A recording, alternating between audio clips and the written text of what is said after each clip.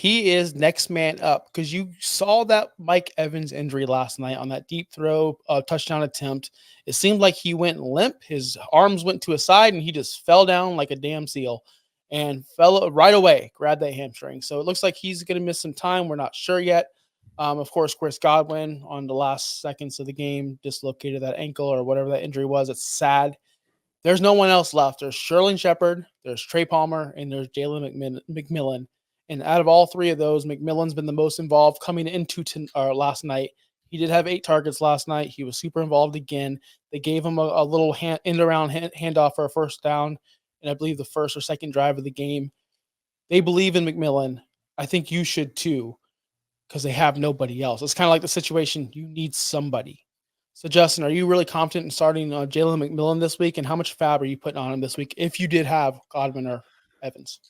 So I would probably put, depending on your settings, like if you're looking at a standard $100 fab, I'm probably putting $5 on him.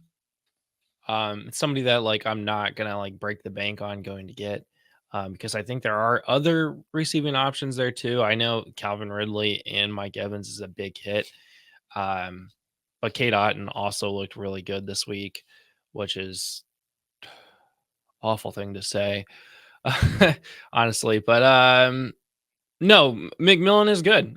We were very high on McMillan this year, coming into the season as one of the top rookie. I think we had him in like the top 10 wide receiver rankings.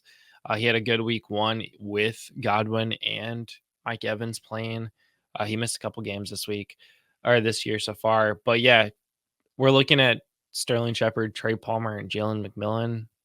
He's gonna get some targets. I mean, he already showed he got 8 targets. He just didn't bring them in. He had 3 receptions for 15 yards. It's not a great stat line, but I would expect that volume to continue to increase, especially with your top 2 wide receivers out. And this is a high power offense. They're not gonna just run the ball the entire game.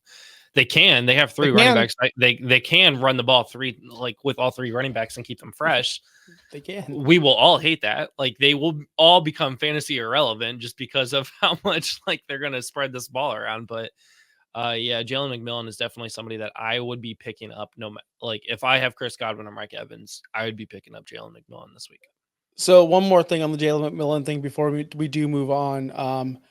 This is going to affect Baker, whether you like it or not. Baker's been a hot topic of our show since the beginning, and I'm not going to shy away from it now. And I'm not going to talk bad about Baker Mayfield right now because he's a gamer and he's proven me wrong from day one.